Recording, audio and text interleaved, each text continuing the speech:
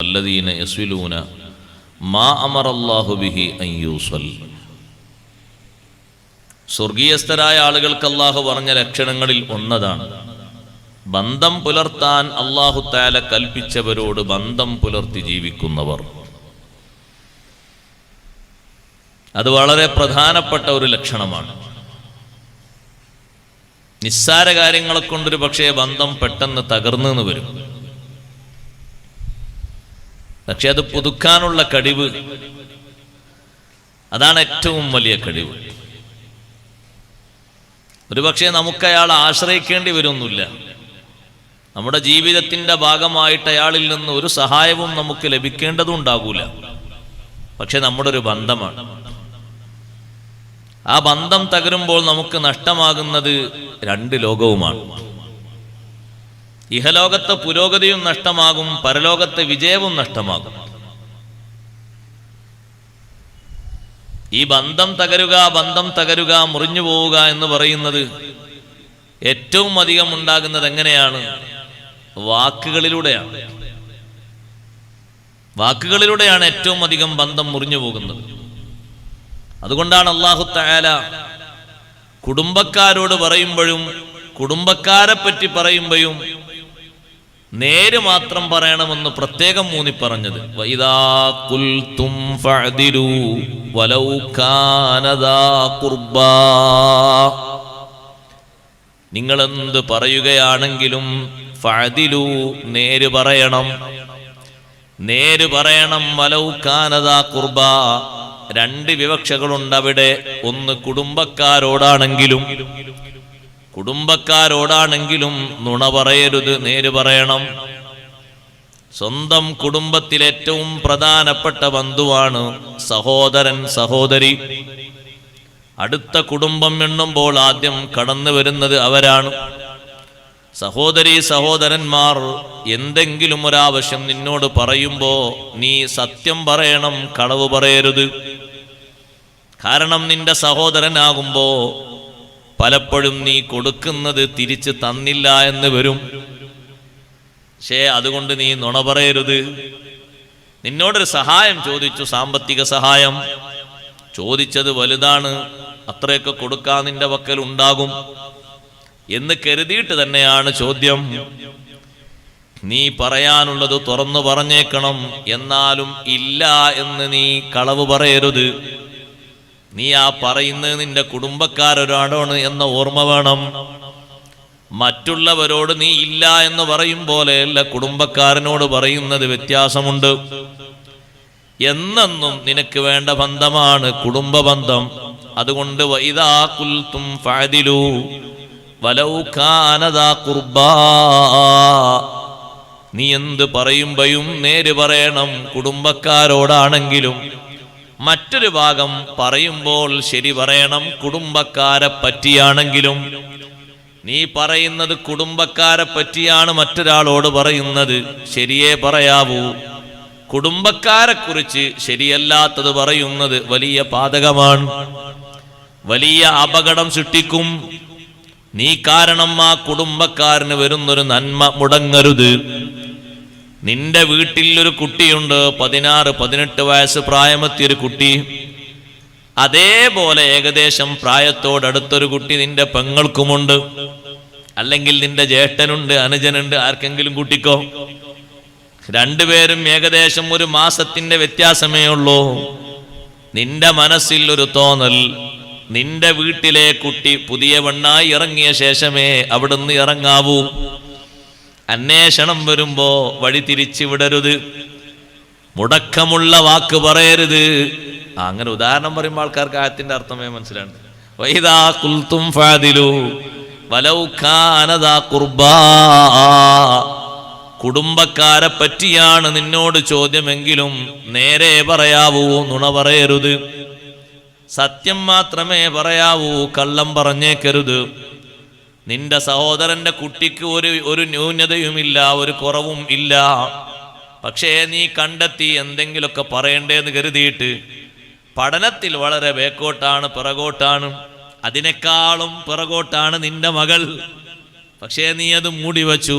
കാരണം നിന്റെ പക്കലുള്ളത് പെട്ടെന്ന് ചെലവാകണം.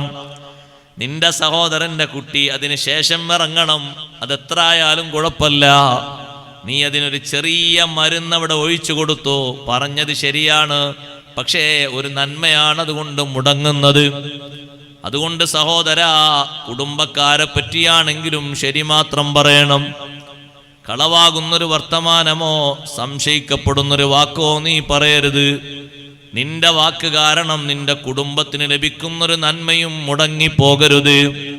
നിന്റെ വാക്ക് കാരണം നിന്റെ കുടുംബത്തിന് ഒരു വലിയ ദുരന്തം കയറി വന്നേക്കരുത്.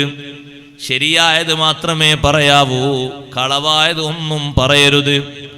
നേരായത് മാത്രം പറയണമെന്ന് കുടുംബക്കാരോടാണെങ്കിലും കുടുംബക്കാരെ പറ്റിയാണെങ്കിലും എന്ന് പറയാൻ കാരണം മനുഷ്യബന്ധത്തിലെ ഏറ്റവും വലിയ ബന്ധമാണ് കുടുംബ ബന്ധം.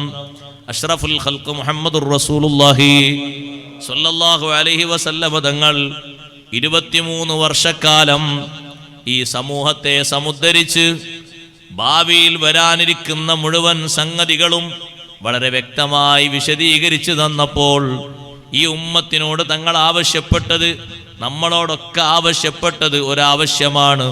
ഖുല്ലാ അസ്അലുക്കും അലൈഹി അജ്റൻ ഇല്ലൽ മവദ്ദത ഫിൽ ഖുർബാ. ഇമാം ബുഖാരി റഹ്മത്തുള്ളാഹി അലൈഹി ആ ആയത്തിന് 2 വിവക്ഷകൾ നൽകിയിട്ടുണ്ട്. രണ്ടും ശരിയാണ്, രണ്ടും യാഥാർത്ഥ്യമാണ്. ഞാൻ നിങ്ങളോട് ചോദിക്കുന്നില്ല ഈ കഠിനാധ്വാനത്തിന്റെ മേൽ 23 വർഷക്കാലത്തെ പ്രബോധനം മറ്റൊരു നബിമാരും സഹിക്കാത്ത അത്രയും വിഷയങ്ങൾ ഞാൻ സഹിച്ചിട്ടുണ്ട്.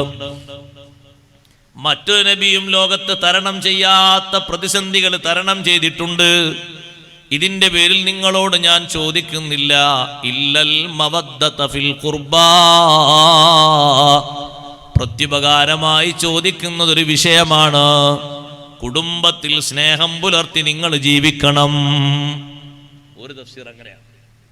നിങ്ങളെ ഓരോരുത്തരുടെയും കുടുംബം അതിന്റെ സ്നേഹം കാത്തു സൂക്ഷിച്ച് ജീവിക്കണം. അപ്പൊ സമൂഹം നന്നായി. കുടുംബത്തിൽ എവിടെയെങ്കിലും ഛിദ്രതയുണ്ടോ, സമൂഹത്തിൽ പൊട്ടലും ചീറ്റലും കൂടിക്കൂടി വരും. കുടുംബം വളരെ ഭദ്രമായിട്ടാണോ ഓരോ കുടുംബവും നല്ല സ്നേഹത്തോടെയും അനുസരണത്തോടെയും ബഹുമാനത്തോടെയും അവർക്കിടയിലുള്ള ബന്ധങ്ങളൊക്കെ അങ്ങോട്ടും ഇങ്ങോട്ടും എപ്പോഴും കൈമാറിയിട്ടാണോ, തകർക്കാൻ കഴിയില്ല. ഒറ്റക്കെട്ടായി കുടുംബത്തെ നിലനിർത്തുന്ന പണിയാണ് 10 വർഷത്തിൽ മദീനത്തിൽ താമസിച്ചപ്പോൾ ആദ്യമായി തങ്ങൾ നിർവഹിച്ചത് അതാണ്. ഏറ്റവും വിശ്രുതമായ 2 കുടുംബങ്ങളാണ് ആ മദീനയിൽ മിക്ക പേരും, ഔസും ഖസ്റജും. ഔസ് ഖസ്റജ് ഒരു ഉപ്പയുടെ 2 മക്കളാണ്. സാലബ എന്ന് പറയുന്ന ഒരു ഉപ്പയുടെ 2 മക്കളാണത്. പഴയ കാലത്ത് അവർ യമനിലായിരുന്നു താമസിച്ചിരുന്നത്. പിന്നെ മദീനയിലേക്ക് മാറ്റി താമസിച്ചു, മാറിപ്പാർത്തു. ആ ഉപ്പയുടെ 2 മക്കൾ 2 ഭാഗങ്ങളായി മാറി. രണ്ടും ഒരു ഉപ്പയുടെ 2 മക്കളല്ലേ. പക്ഷെ അവർക്കിടയിൽ വർഗീയതയും വിദ്വേഷവും വൈരാഗ്യവും ഒക്കെ കടന്നുകൂടിയിട്ട് പകപോക്കലിന്റെ വർഷങ്ങളായിരുന്നു. ഹബീബ് സല്ലല്ലാഹു അലൈഹി വസല്ലം തങ്ങൾ മദീനയിലെത്തിയപ്പോൾ കേട്ടുകൊണ്ടിരുന്ന കഥ. പഴയകാലത്ത് അവർ തമ്മിൽ നടത്തിയ പോരാട്ടങ്ങൾ കേൾക്കുമ്പോൾ ചിലപ്പോൾ ചിരി വരും. കാരണം അത്രയും നിസ്സാര കാര്യത്തിന്റെ പേരിൽ തെറ്റിയോ എന്നാണ് കേൾക്കുന്ന ആള് ചോദിക്കുക. ചെറിയൊരു വിഷയം ഉണ്ടായപ്പോഴേക്ക് 2 വർഷം 3 വർഷമൊക്കെ നീണ്ടു നിൽക്കുന്ന പോരാട്ടങ്ങൾ, അക്രമങ്ങൾ 2 ഭാഗത്തും. നബി സല്ലല്ലാഹു അലൈഹി വസല്ലം തങ്ങൾ ആ തീകളൊക്കെ കെടുത്തി പരസ്പരമുള്ള പകകളൊക്കെ മാറ്റിയിട്ട് അവരെ ഐക്യപ്പെടുത്തിയിട്ട് മനസ്സ് തമ്മിൽ കൂട്ടിയോജിപ്പിച്ചിട്ട് അവരെ ഒന്നായി റെഡിയാക്കിയിട്ട് അവർക്കൊറ്റ പേര് വെച്ചു, അൽ അൻസാർ എന്ന് പേര് വെച്ചു. ഈ 2 ഗോത്രമാണ് അതിൽ മുഖ്യമായുള്ളത്. വിശുദ്ധ ഖുർആനിലൂടെ അല്ലാഹു തആല വലിയൊരു അനുഗ്രഹമായി ലോകത്തിന് സമ്മാനിച്ച അനുഗ്രഹമായിട്ട് അത് എടുത്തു പറഞ്ഞു. നിങ്ങളുടെ അവസ്ഥ നിങ്ങൾ ചിന്തിച്ചു നോക്കണം. നിങ്ങൾ ആരായിരുന്നു പഴയ കാലത്ത്? നിങ്ങൾ എങ്ങനെയായിരുന്നു ജീവിച്ചിരുന്നത്? ഇത് കുന്തും അഅദാഅ, നിങ്ങൾ പരസ്പരം ശത്രുക്കളായിരുന്നു. ആ ശത്രുത മാറ്റിയിട്ട് ഫഅല്ലഫ ബൈന ഖുലൂബിക്കും ഫഅസ്ബഹതും ബിനിഅമതിഹി ഇഖ്വാന, നിങ്ങളുടെ മനസ്സുകൾ തമ്മിൽ കൂട്ടി യോജിപ്പിച്ചു.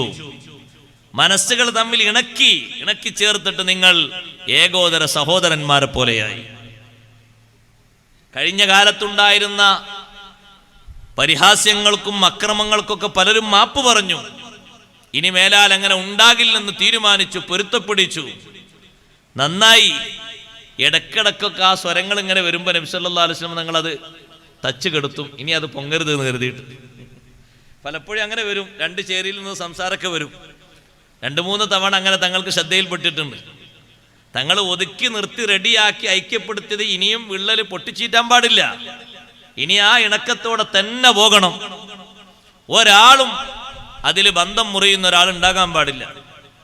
അഷ്റഫുൽ ഖൽഖ് സല്ലല്ലാഹു അലൈഹി വസല്ലം ഒരു ദിവസം മദീനയിലൂടെ യാത്ര ചെയ്യുമ്പോൾ ഒരു കൂട്ടം ആളുകൾ ഒരു സ്ഥലത്ത് കൂടി നിൽക്കുന്നത് കണ്ടു. അപ്പൊ തങ്ങളെ കൂടെ ഒരു സഹാബിയുണ്ട് വാഹനത്തിൽ. രണ്ടുപേരും പോയി അവിടെ ഇറങ്ങി ഒരു കൂട്ടം ആളുകൾ നിൽക്കല്ലേ.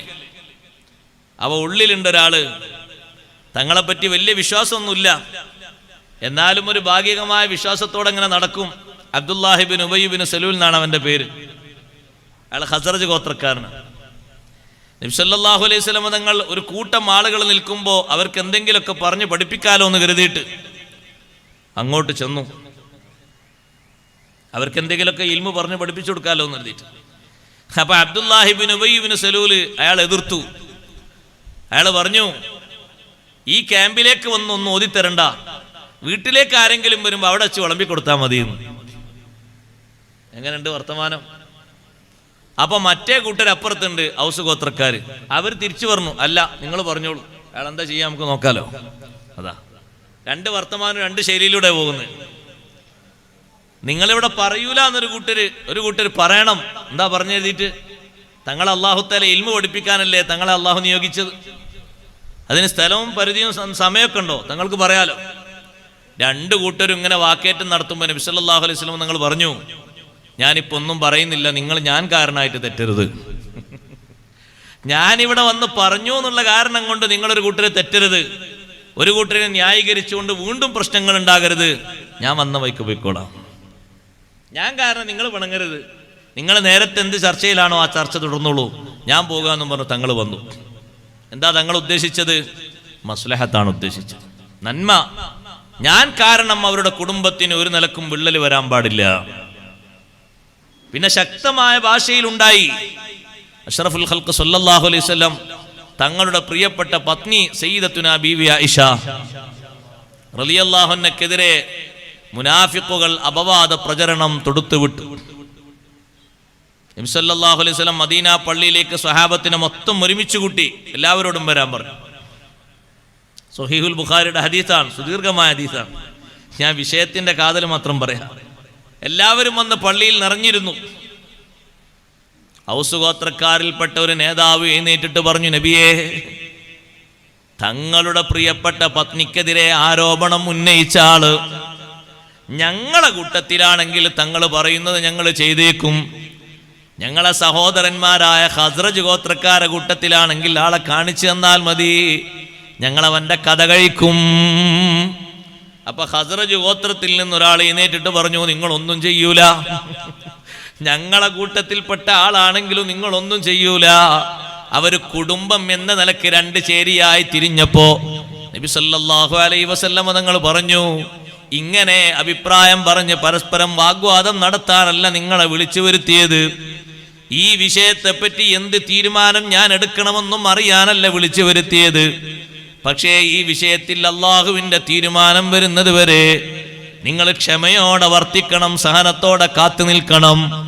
ഞാൻ കാരണമായിട്ട് നിങ്ങൾ പക്ഷം ചേർന്ന് അങ്ങോട്ടും ഇങ്ങോട്ടും പറഞ്ഞ് പിണങ്ങരുത്. വലിയ വാക്കേറ്റത്തിന് തുടക്കം കുറിച്ചപ്പോഴേക്ക് എന്നെ തങ്ങളത് തച്ച് കെടുത്തി, മുന്നോട്ട് പോകാൻ സമ്മതിച്ചില്ല. ആ രണ്ട് ഗോത്രക്കാരെയും ഐക്യപ്പെടുത്തി ഇണക്കി ചേർത്ത് കോർത്തുകൊണ്ട് നടന്നത് ഏറ്റവും വലിയൊരു ചർച്ചയായി രാജാക്കന്മാർക്കിടയിൽ. കാരണം ഔസും ഖസ്റജും തമ്മിലടിച്ച കാലത്തുള്ള യുദ്ധങ്ങളും പോരാട്ടങ്ങളും കലഹങ്ങളും വാഗ്വാദങ്ങളും വലിയ ചർച്ചയായിട്ട് തന്നെ ലോകത്ത് നിലനിന്നിരുന്നു. അത് മുഴുവനും അവസാനിപ്പിച്ച് ഒരാള് മറ്റൊരാളെ കാണുമ്പോ നോക്കുകയും മുഖത്തോട് മുഖം നോക്കി പുഞ്ചിരിക്കുകയും കൈകൊടുത്ത് മുസാഫഹത്ത് ചെയ്യുകയും സലാം പറയുകയും വിശേഷങ്ങൾ അന്വേഷിക്കുകയും ഒരുമിച്ചിരുന്ന് ഭക്ഷണം കഴിക്കുകയും ഒരേ വീട്ടിൽ രണ്ടുപേരും ഒരുമിച്ച് ഉറങ്ങുകയും ഒരേ വീട്ടിൽ രണ്ടുപേരും കയറി താമസിക്കുകയും ഇങ്ങനൊരു വലിയ മാറ്റം കണ്ടപ്പോഴേക്ക് പരിസരത്തുള്ള ആളുകൾ മുഴുവനും ചിന്തിച്ചു വിശുദ്ധ ഇസ്ലാമിന്റെ സൗന്ദര്യം. അഷ്റഫുൽ ഖൽഖ് റസൂലുള്ളാഹി സ്വല്ലല്ലാഹു അലൈഹി വസല്ലമ തങ്ങൾ മദീനയിൽ വരുത്തിയ ഏറ്റവും വലിയ വിപ്ലവാത്മകമായ പ്രവർത്തനം ഈ കുടുംബത്തിന്റെ ഐക്യമാണ്.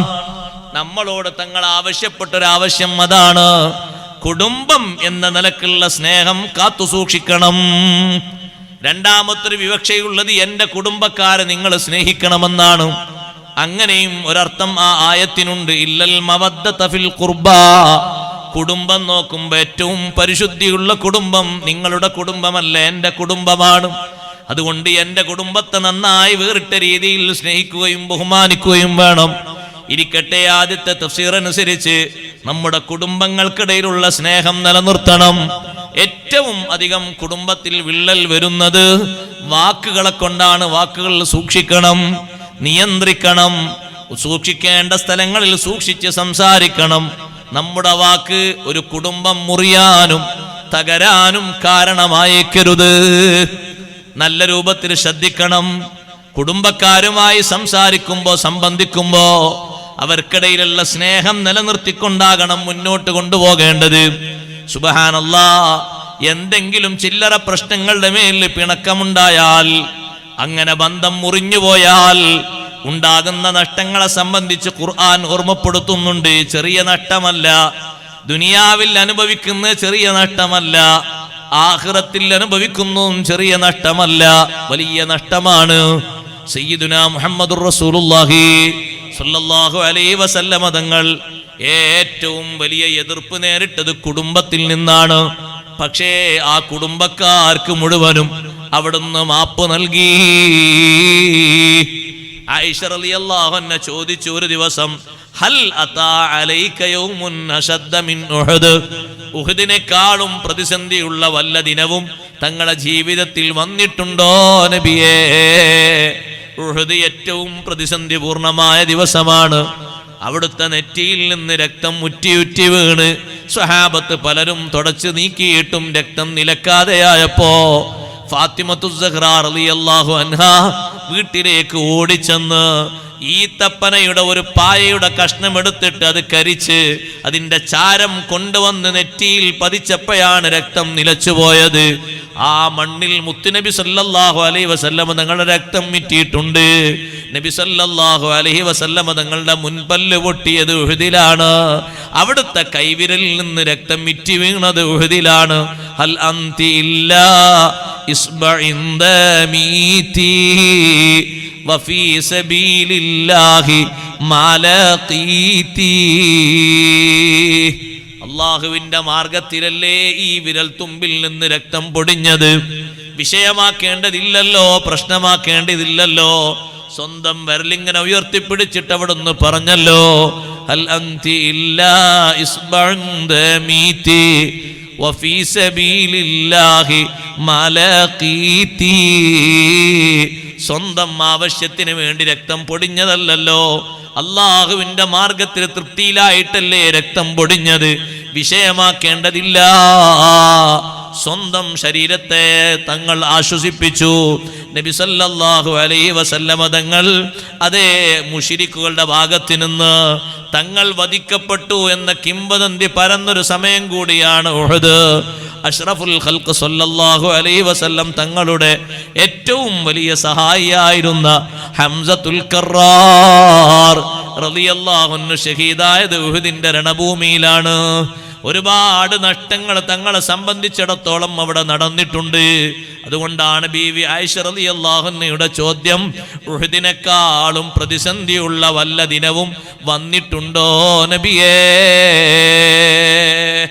ഉഹദ് അനുഭവിച്ചിടത്തോളം വലിയ പ്രതിസന്ധിയുള്ളതാണ്. സ്വന്തം ശരീരത്തിലേക്കും കുടുംബത്തിലേക്കും സമൂഹത്തിലേക്കും നോക്കുമ്പോ വലിയ സങ്കടകരമായ അവസ്ഥകൾ ഉഹദിൽ നിറഞ്ഞു നിൽക്കുന്നുണ്ട്. ആ അഷ്റഫുൽ ഖൽഖ് സല്ലല്ലാഹു അലൈഹി വസല്ലം തങ്ങൾ പറഞ്ഞു, ഉണ്ട് ആയിഷ, ഉഹുദല്ല എനിക്ക് ഏറ്റവും വലിയ പ്രതിസന്ധിയുള്ള ദിവസം, ഉഹുദിനെക്കാളും കാഠിന്യമുള്ള ദിവസം ഉണ്ട്. ഏതാ നബി ആ ദിവസം?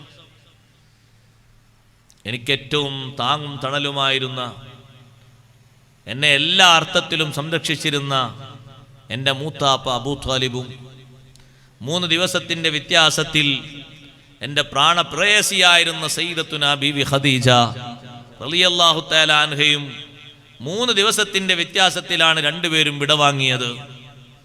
രണ്ടുപേരും വിടവാങ്ങിയപ്പോൾ എൻ്റെ കുടുംബം എന്ന നിലക്ക്, ഞാൻ അടുത്ത കുടുംബമല്ലെങ്കിലും കുടുംബ ബന്ധം എന്ന നിലക്ക് ഞാൻ ത്വായിഫിൻ്റെ ഭൂമിയിലേക്ക് ഞാൻ കടന്നു ചെന്നു.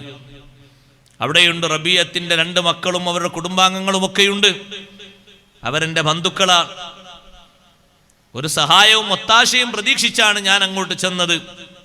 പക്ഷേ ഞാൻ അങ്ങോട്ട് ചെല്ലുമ്പോൾ എൻ്റെ കൂടെ സെയ്ദ് ഇബ്നു ഹാരിസ് റളിയല്ലാഹു അൻഹു ഉണ്ട്. എന്നെ കണ്ട മാത്രയിൽ ചെറിയ കുട്ടികളെ പ്രേരിപ്പിച്ചു കല്ലെടുത്തെറിയാൻ. ഭ്രാന്തന്മാരെ കൊണ്ട് കൂക്കി വിളിപ്പിച്ചു.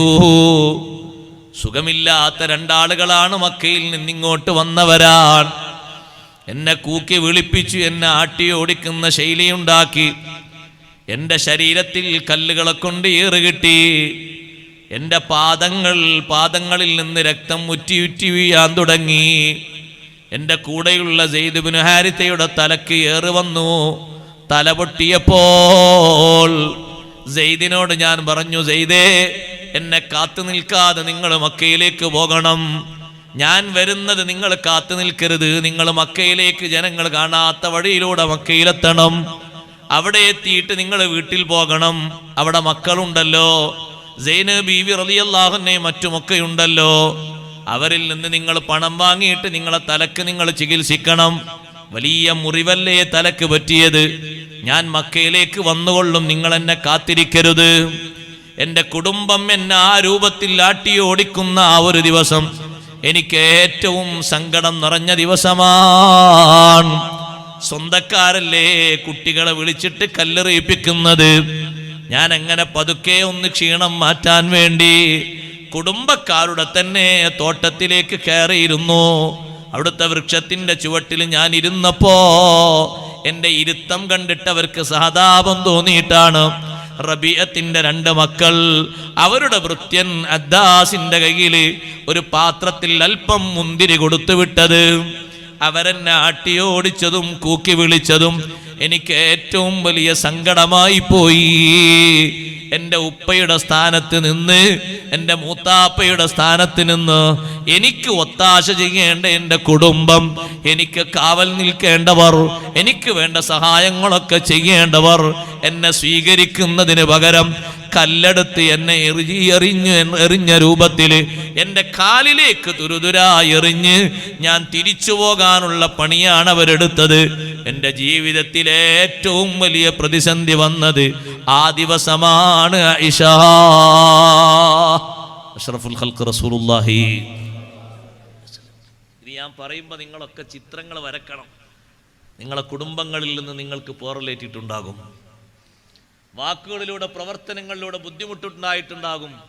ശേഷം ഇനി പറയാൻ പോകുന്ന പോയിന്റിലേക്ക് നിങ്ങൾ സ്വീകരിക്കണം, ഈ ദുനിയാവും ആഖിറവും രക്ഷപ്പെടുന്നതിന് വേണ്ടി. എൻ്റെ കുടുംബത്തിൽ നിന്ന് അങ്ങനെ വല്ല ബുദ്ധിമുട്ടുകളും വന്നാൽ ഞാനും സ്വീകരിക്കേണ്ടത് അതേ ശൈലി തന്നെയാണ്. എനിക്കും നിങ്ങൾക്കും ഉദാത്തമായൊരു മാർഗതാണ്. എന്താണ് ആ മാർഗം?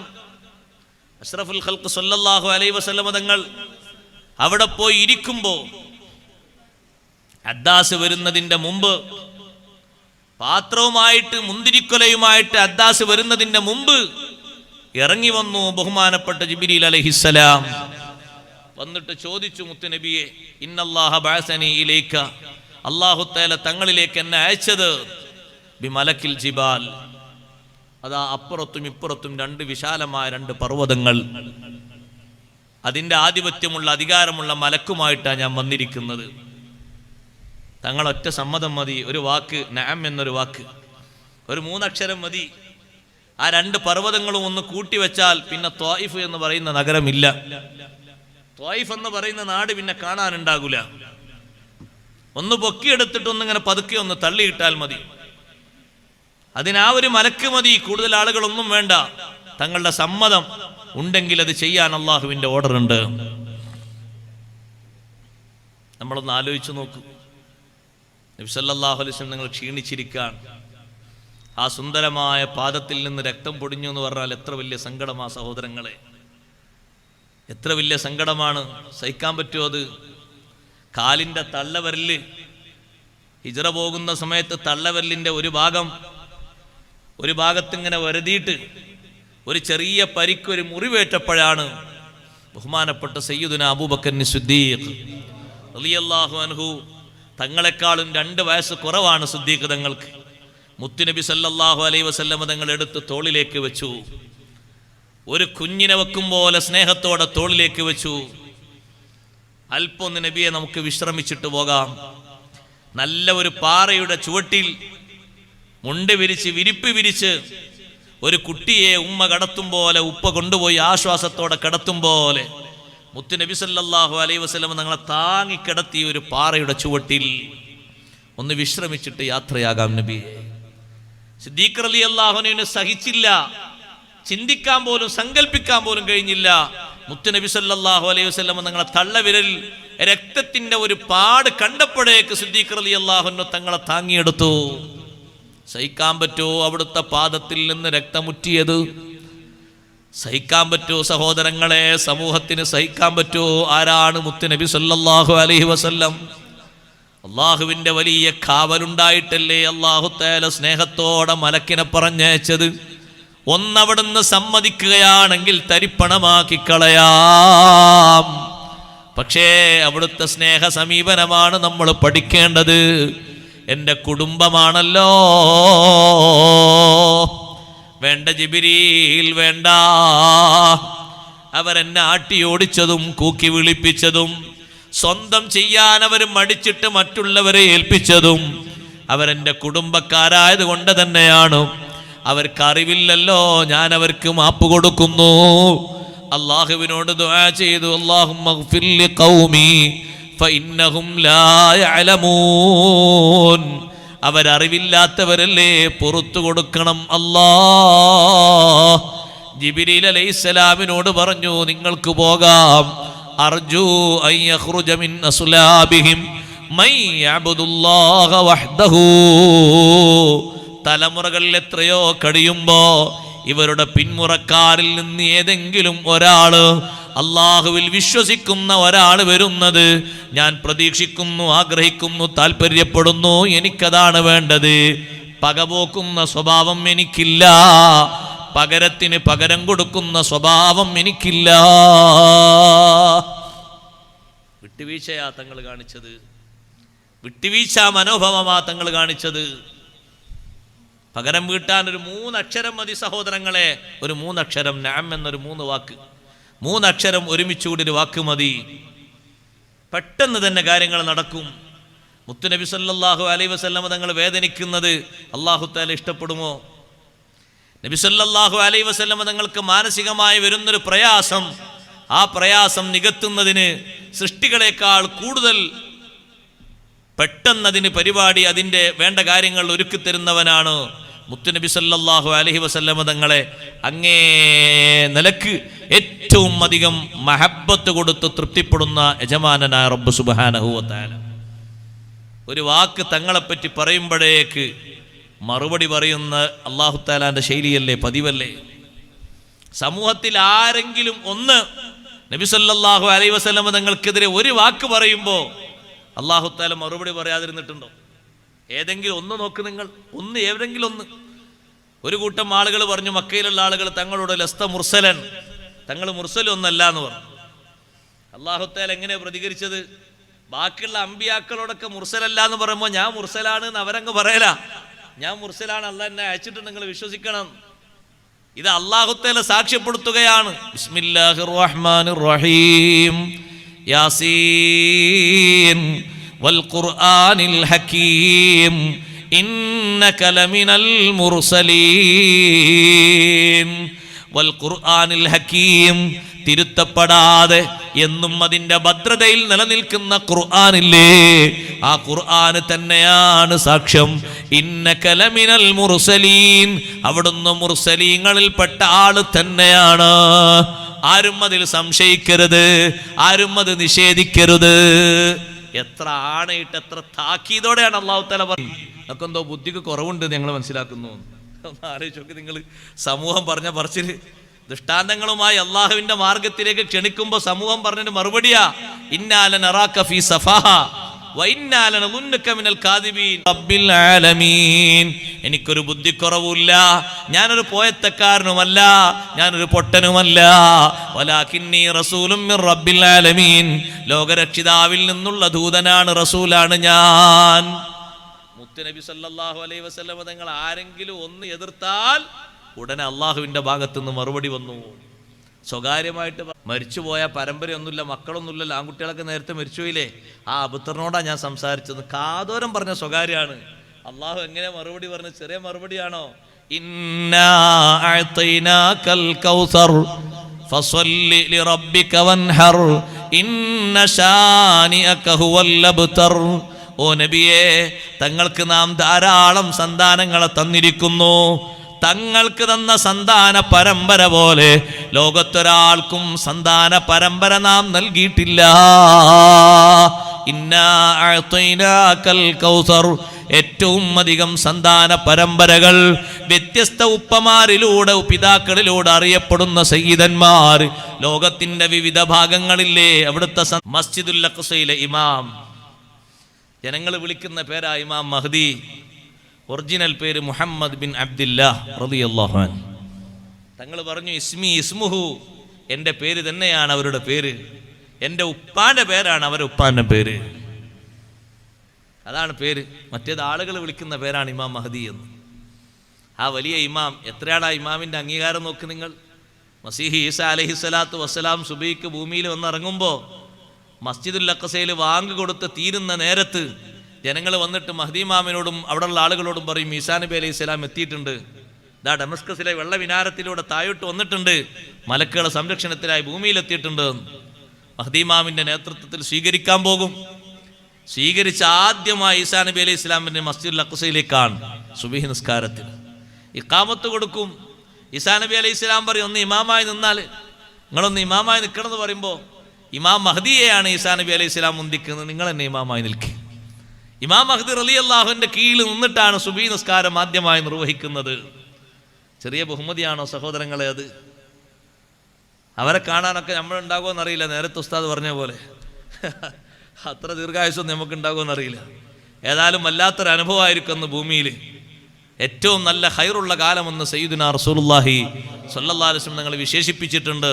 സുദീർഘമായി ഇമാം ഇബ്നു മാജ റിപ്പോർട്ട് ചെയ്ത ഹദീസിൽ കാണാം ഇമാം മഹ്ദി റളിയല്ലാഹുവിന്റെ വരവിനെ കുറിച്ച്. നല്ല സന്തോഷമുള്ള കാലാണ്. ഇരിക്കട്ടെ, അത്രയും മക്കൾ നീണ്ടു നിൽക്കുന്ന സന്താന പരമ്പര ലോകത്തുണ്ട്. സയ്യിദന്മാരൊക്കെ മുറിഞ്ഞുപോയി, അവരൊന്നും ഇനി ഇല്ല എന്നൊക്കെ വാദിക്കുന്ന ആൾക്കാരുണ്ട്. നന്നായി പഠിച്ചാൽ മതി, അള്ളാഹു ഇൽമ ഏറ്റി കൊടുക്കട്ടെ. നമുക്ക് അത്രയും അതിൽ പറയാനുള്ളൂ, വേറൊന്നും പറയാനൊന്നുമില്ല. അള്ളാഹു അവർക്ക് ഹിദായത്ത് ഏറ്റി കൊടുക്കട്ടെ. പഠിക്കാത്തതിൻ്റെ കുറവായിരിക്കും, അല്ല എന്ത് പറയാനാ, നേർക്കേറെ പഠിച്ചാൽ അങ്ങനെ പറയില്ലല്ലോ. ഹുസൈൻ റളിയല്ലാഹു അൻഹു ഷഹീദായതോടുകൂടി ആ പരമ്പര മുറിഞ്ഞു? ഇല്ല, മുറിഞ്ഞിട്ടില്ല. ഹുസൈൻ റളിയല്ലാഹു അൻഹു കർബലയിൽ ഷഹീദാകുമ്പോൾ അവിടുത്തെ മക്കളിൽ ടെന്റിൽ വിശ്രമിക്കുന്ന ഒരു കുട്ടിയുണ്ട്, അലി ഇബ്നുൽ ഹുസൈൻ റളിയല്ലാഹു അൻഹു. ബാപ്പാന്റെ പേരെന്നെ മോനിട്ടതാണ്, ഉപ്പാനൊന്ന് അനുസ്മരിക്കാൻ വേണ്ടി ഹുസൈൻ റളിയല്ലാഹു അൻഹു.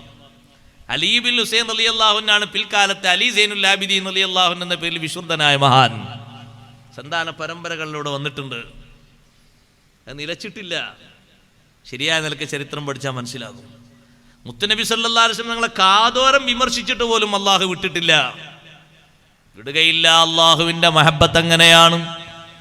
അതുകൊണ്ട് ആ സഹോദരങ്ങളെ, ഇങ്ങനെ ഒരു ചോദ്യം, സ്വന്തക്കാര് കുടുംബക്കാര് കല്ലെടുത്തെറിഞ്ഞിട്ടും കുടുംബക്കാരാണെങ്കിലും ശരി എൻ്റെ ഹബീബിനെ വിഷമിപ്പിച്ചോ, അവരെന്നേക്കുമായി അവസാനിപ്പിക്കാൻ അവിടുത്തെ സമ്മതമുണ്ടെങ്കിൽ അല്ലാഹു തആല അതിന് സമ്മതം തന്നിട്ടുണ്ട്.